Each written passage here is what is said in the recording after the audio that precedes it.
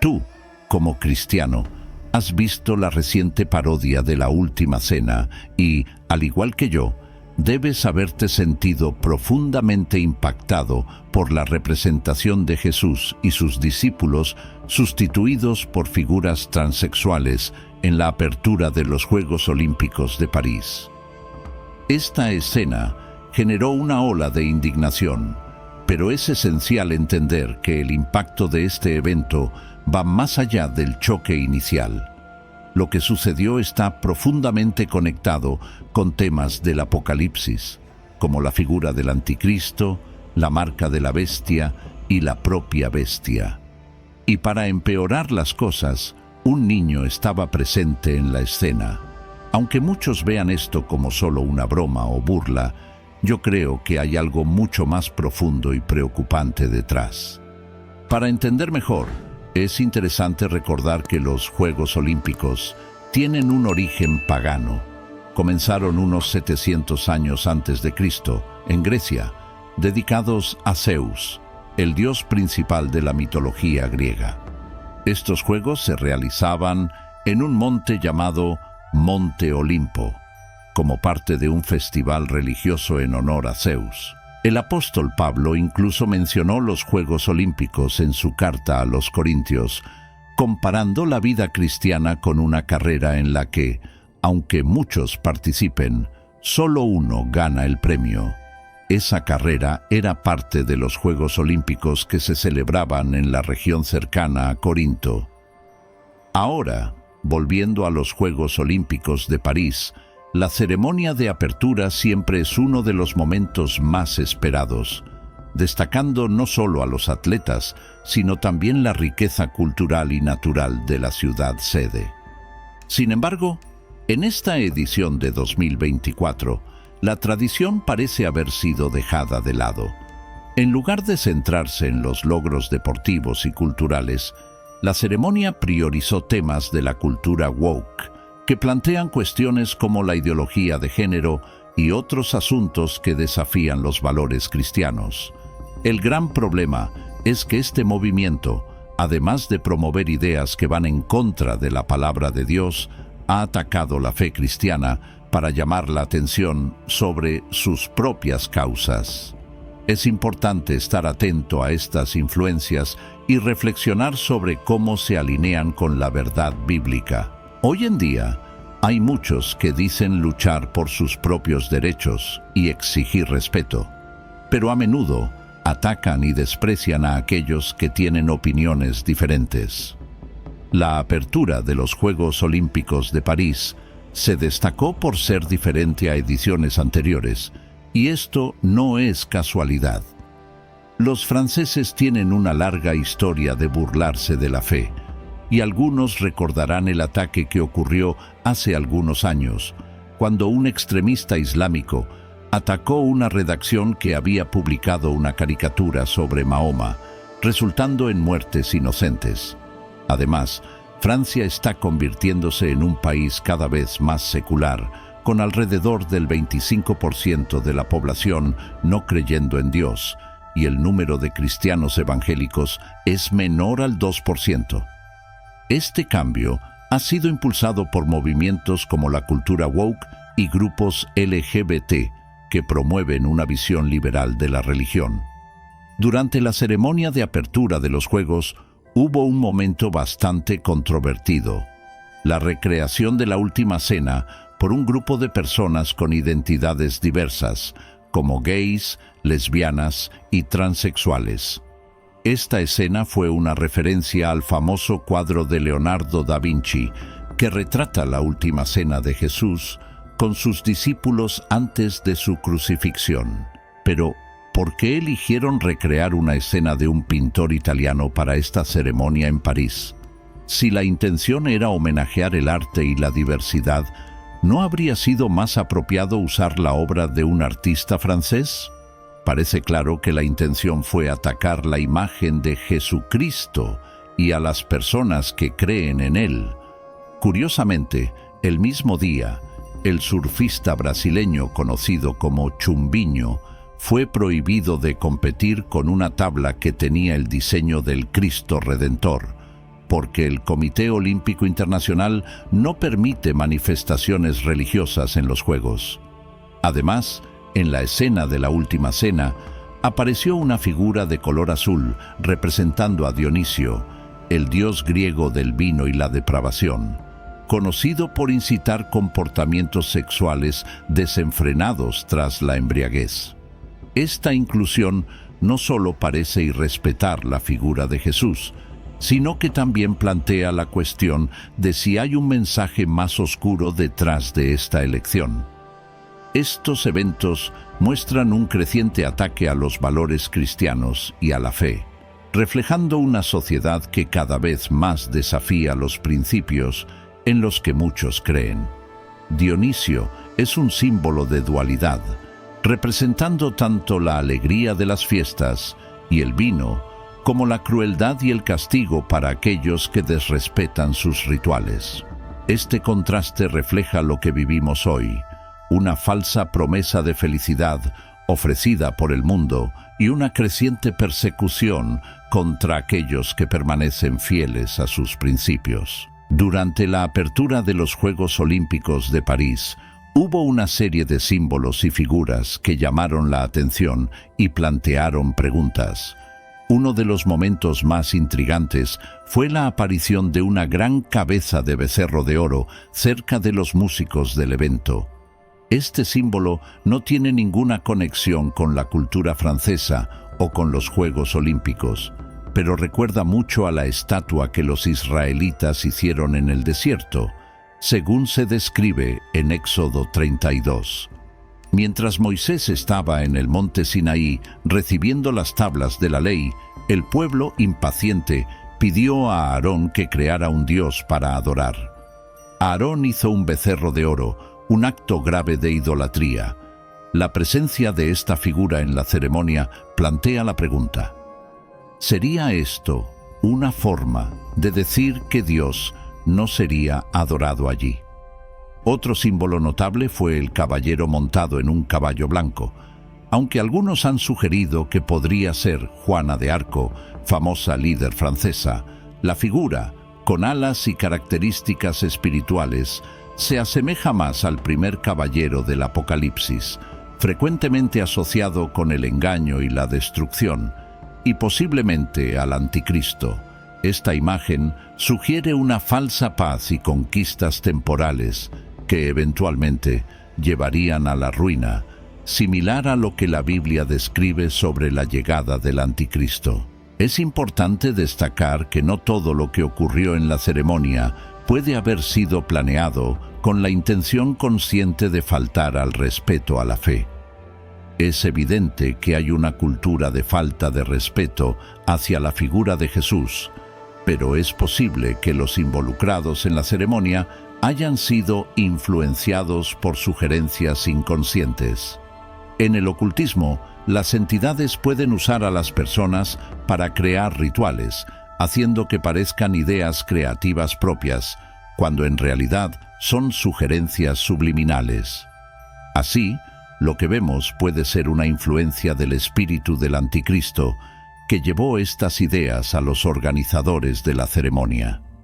Esta dinámica muestra cómo el ocultismo puede infiltrarse de manera insidiosa, moldeando eventos e ideas para crear una realidad que se opone a los valores cristianos.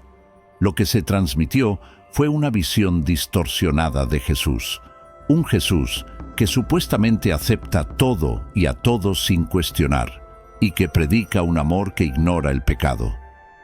Este retrato del Salvador ignora el verdadero mensaje y los serios enseñanzas que Él nos dejó. Es notable que, a pesar de la crítica al cristianismo, muchos intentan moldear la imagen de Jesús para que se ajuste a sus propias ideas y estilos de vida. Las personas están buscando un Jesús que se adapte a sus deseos, en lugar de someterse a la palabra de Dios. Esto ignora pasajes fundamentales de las Escrituras, como Romanos 3:23, que nos recuerda que todos hemos pecado y estamos lejos de la gloria de Dios. El verdadero mensaje del Evangelio no es sobre aceptación sin arrepentimiento, sino sobre transformación y redención. Este pasaje de Romanos es un recordatorio de que todos nosotros fallamos en seguir los estándares divinos y nos llama al arrepentimiento y a buscar una vida que glorifique a Dios. Seguir a Cristo exige humildad y disposición para renunciar a nuestros deseos personales en favor de una relación genuina con Dios. Dios nos ama incondicionalmente, pero también nos llama a vivir una vida de santidad y obediencia. Reflexionemos ahora sobre la escatología y el libro del Apocalipsis. En Apocalipsis 13 se presenta la figura de la bestia. Esta bestia representa un sistema global de gobierno que será establecido por el Anticristo, un gobierno que se opone a Dios y persigue a los verdaderos cristianos. El texto de Apocalipsis 13:7 ya nos advierte sobre esta opresión, donde la fe en Cristo será atacada y la persecución será una realidad. Históricamente, los regímenes totalitarios han intentado silenciar la voz de los cristianos y erradicar la influencia del Evangelio. Este escenario nos enseña a estar preparados para enfrentar desafíos similares hoy y en el futuro. Además, el texto revela que todos serán obligados a adorar la imagen de la bestia y a recibir una marca en la frente y en la mano. Muchos se confunden pensando que esta marca será algo físico, como un chip. Sin embargo, el texto realmente sugiere que la marca está relacionada con la idolatría y la adoración falsa. Es fundamental comprender esto para no dejarnos engañar por interpretaciones erróneas y para mantenernos firmes en la verdadera fe. No se puede recibir la marca de la bestia sin una elección consciente y deliberada. Esto es evidente cuando Juan hace referencia a Deuteronomio 6, donde a los israelitas se les instruye a tener la ley de Dios en la frente y en la mano. Así como esta instrucción no debe ser entendida de forma literal, la marca de la bestia simboliza una forma de pensar y actuar. ¿Por qué es tan importante esta marca? Representa la lealtad al sistema del Anticristo, que se caracterizará por un rechazo claro a Dios y a sus principios. Si miramos al mundo hoy, vemos cómo muchas ideologías están estableciéndose como marcas de lealtad. Creencias que desafían la moralidad bíblica y promueven el individualismo, poniendo los deseos personales por encima de la verdad divina, están ganando fuerza. Esto nos lleva a reflexionar sobre cómo vivimos nuestra fe en un mundo que constantemente intenta alejarnos de la verdad. Al final del capítulo del Apocalipsis encontramos el número de la bestia, 666. En la Biblia, el número 6 está asociado con el hombre, representando sus voluntades y deseos, porque fue en el sexto día que el hombre fue creado. La repetición del número 6 3 veces sugiere que la bestia representa la totalidad de los deseos humanos que se oponen a Dios. Esta repetición indica la intención del Anticristo de seducir a las personas con promesas de satisfacción personal y realización de deseos. La ideología promovida será una predicación del placer por encima de todo, donde los sentimientos y deseos individuales son priorizados en detrimento de la verdad divina. Ya podemos observar los efectos de esto en la sociedad actual. En un mundo que valora la autoexpresión y la satisfacción inmediata, las personas son llevadas a creer que sus deseos deben ser saciados a cualquier costo. Este pensamiento se infiltra en todas las áreas de la vida, desde la moralidad hasta la sexualidad, creando un ambiente donde el pecado no solo es tolerado, sino incentivado. Para aquellos que piensan que la Biblia está equivocada si contradice sus deseos, el Anticristo y la bestia no vendrán promoviendo una opresión explícita.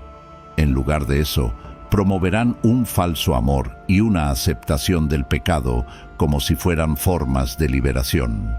Por ejemplo, Alguien que traiciona a su cónyuge puede argumentar que su voluntad debe ser respetada, buscando justificaciones para sus acciones.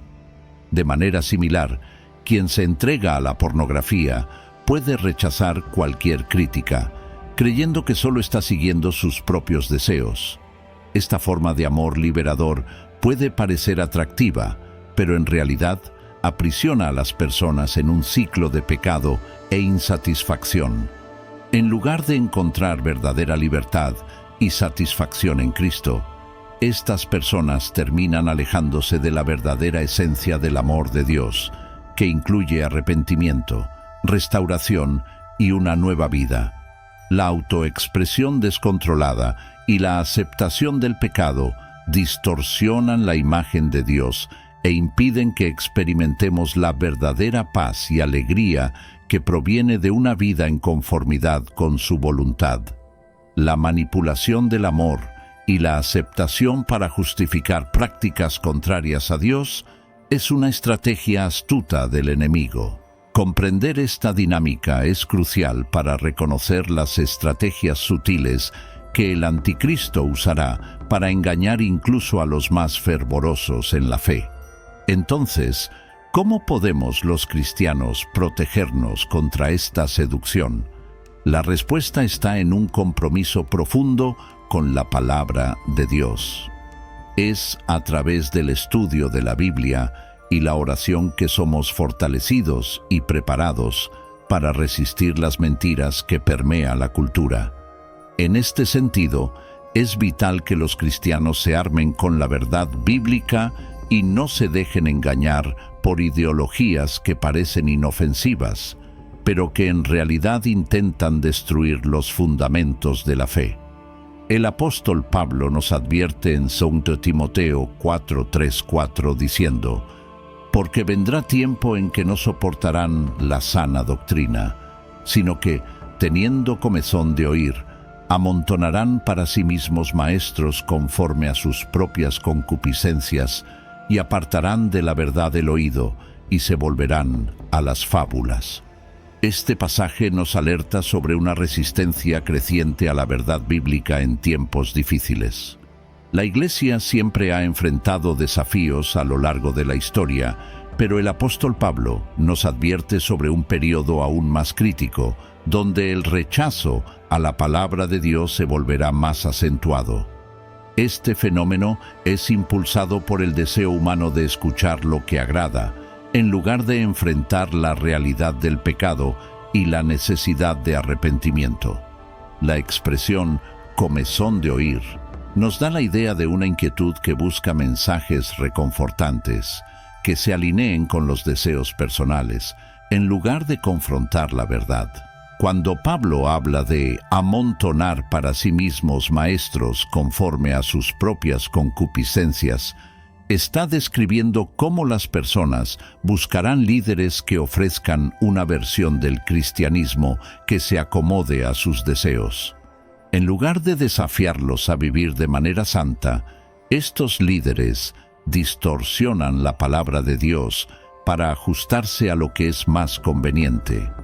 Esta elección deliberada de ignorar la verdad en favor de historias y doctrinas distorsionadas puede llevar a una decadencia espiritual y moral, creando una comunidad de fe que se aleja de los verdaderos fundamentos del cristianismo.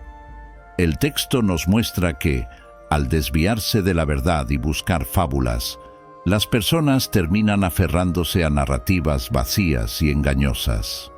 Las fábulas pueden entretener, pero no tienen el valor real ni el fundamento sólido de la verdad de las Escrituras. Cuando intercambiamos la verdad por mentiras e ilusiones, perdemos la verdadera transformación y esperanza que solo Cristo puede ofrecer.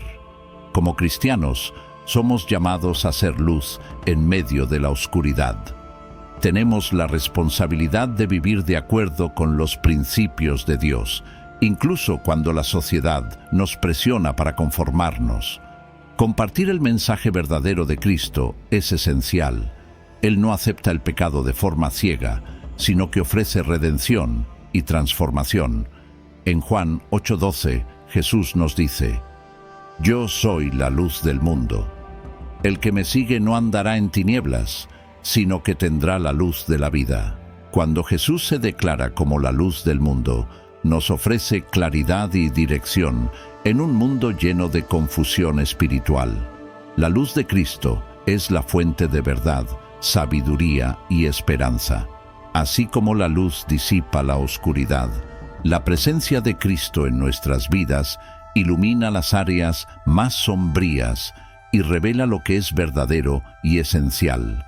Esto es especialmente relevante en una época donde muchas filosofías engañosas y doctrinas distorsionadas están en ascenso.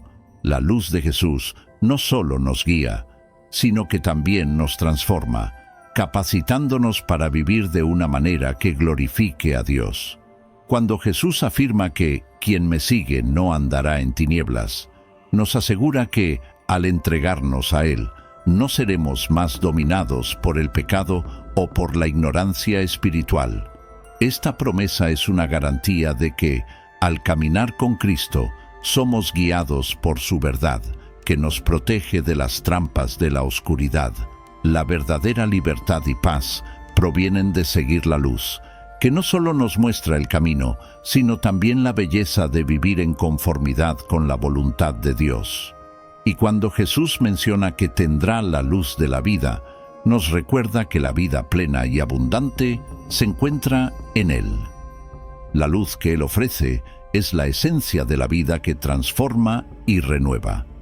Debemos no solo experimentar esa luz, sino también reflejar esa luz para los demás.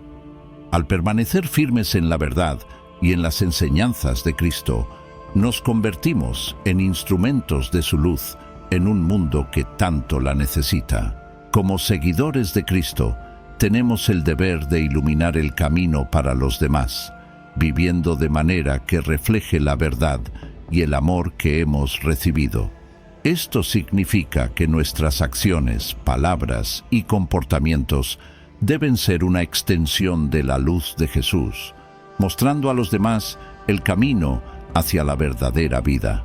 Por lo tanto, es esencial que los cristianos se arman con la verdad bíblica y no se dejen engañar por ideologías que pueden parecer inofensivas, pero que intentan destruir los fundamentos de la fe.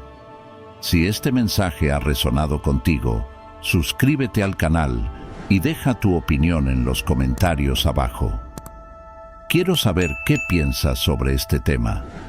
Dale like y comparte este video con la mayor cantidad de personas posible. Gracias por ver. Que Dios te bendiga y te guíe siempre. Hasta el próximo video.